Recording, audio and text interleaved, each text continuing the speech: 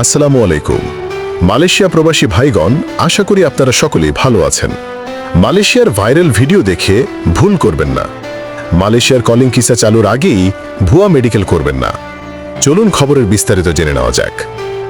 মালয়েশিয়ায় কর্মী পাঠানো নিয়ে দেশে আবারও ব্যাপক আগ্রহ এবং আলোচনার সৃষ্টি হয়েছে। কয়েকদিন ধরে সামাজিক যোগাযোগ মাধ্যমে কিছু ছবি ও ভিডিও ভাইরাল হচ্ছে, যেখানে দেখা যাচ্ছে একদল বাংলাদেশি শ্রমিক মালয়েশিয়াগামী বিমানে উঠছেন বা মালয়েশিয়ার এয়ারপোর্টে পৌঁছেছেন। এসব দৃশ্য দেখে অনেকেই মনে করছেন যে মালয়েশিয়া নতুন করে কর্মী নেওয়া শুরু করেছে এবং নতুন কলিং ভিসা চালু হয়েছে।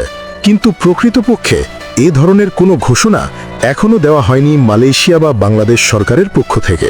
বাংলাদেশ সরকারের BMET, প্রবাসী কল্যাণ ও বৈদেশিক কর্মসংস্থান মন্ত্রণালয় কিংবা মালয়েশিয়ার মানব সম্পদ মন্ত্রণালয় কোনো সংস্থা নতুন করে কর্মী নেওয়া বা কলিং ভিসা চালুর বিষয়ে কোনো আনুষ্ঠানিক বিবৃতি দেয়নি।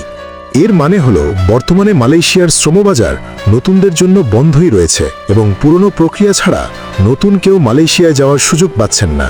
সম্প্রতি যে প্রায় ৬০ জন বাংলাদেশি শ্রমিক মালয়েশিয়ায় প্রবেশ করেছেন, তারা কেউই নতুন ভিসাধারী নন। তাদের সবাই আগে মালয়েশিয়ায় কাজ করতেন এবং আগের কলিং ভিসার সময় ভিসা হাতে থাকলেও বিভিন্ন প্রশাসনিক জটিলতা, কাগজপত্র সমস্যা এবং আন্তর্জাতিক সিদ্ধান্তের কারণে মালয়েশিয়ায় ফিরতে পারেননি।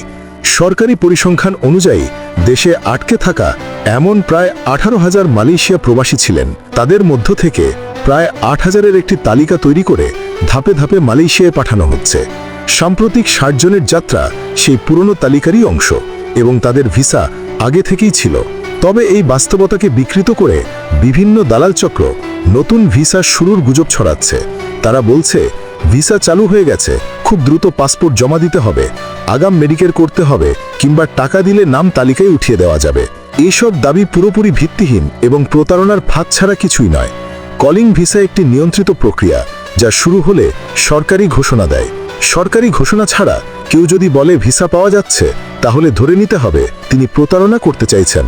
দালালদের এসব কর্মকাণ্ড এখন নতুন করে প্রতারণার আশঙ্কা বাড়িয়েছে, কারণ অনেক মানুষ বিদেশ যাওয়ার স্বপ্নে মরিয়া, আর এই সুযোগেই দালাল চক্র সক্রিয় হয়ে উঠছে। সামাজিক যোগাযোগ মাধ্যমে ছড়ানো গুজব মানুষকে বিভ্রান্ত করছে এবং ভুল তথ্যের কারণে মানুষ ক্ষতিগ্রস্ত হওয়ার ঝুঁকি বেড়ে গেছে। বিশেষজ্ঞরা বলছেন, আগের মতোই এখনও মানুষকে প্রলোভন দেখিয়ে টাকা পয়সা হাতিয়ে নেওয়ার প্রবণতা বাড়ছে এবং এটি রোধ করতে সচেতনতা সবচেয়ে জরুরি। অতএব সতর্কতা হিসেবে মনে রাখতে হবে, সরকারি ঘোষণা ছাড়া কোনো ভিসা খোলে না। নতুন ভিসা এলে BMET, প্রবাসী কল্যাণ মন্ত্রণালয় সহ সরকারি গণমাধ্যম আনুষ্ঠানিকভাবে তা জানাবে। এর আগে পাসপোর্ট দেওয়া, মেডিকেল করা বা কোনো টাকা লেনদেন করা সম্পূর্ণ ঝুঁকিপূর্ণ। কোনো ব্যক্তি বা দালাল নতুন ভিসার কথা বললে বুঝতে হবে এটি শতভাগ প্রতারণা। নতুন ভিসা কবে চালু হতে পারে এ বিষয়ে এখনও কোনো নির্দিষ্ট তথ্য নেই। মালয়েশিয়ার শ্রমনীতি, দুই দেশের আলোচনার অগ্রগতি, আন্তর্জাতিক বাজার পরিস্থিতি সবই এই সিদ্ধান্তের উপর প্রভাব ফেলতে পারে। তাই আশা থাকলেও নিশ্চিতভাবে কিছু বলা সম্ভব নয়। সংক্ষেপে বলা যায়, মালয়েশিয়ার নতুন কলিং ভিসা এখনও চালু হয়নি। সোশ্যাল মিডিয়ায় যেসব ছবি ভিডিও দেখা যাচ্ছে, সেগুলো পুরনো ভিসাধারী শ্রমিকদের মালয়েশিয়ায় ফিরে যাওয়ার দৃশ্য। নতুন কেউ মালয়েশিয়ায় যাওয়ার সুযোগ পাচ্ছেন না। তাই দালালদের প্রলোভনে পড়ে পাসপোর্ট, টাকা বা কোনো কাগজপত্র তাদের হাতে দেওয়া উচিত নয়। গুজবে নয়, সরকারি ঘোষণায় বিশ্বাস করুন এবং নিজে সচেতন থাকুন, অন্যদেরও সচেতন করুন।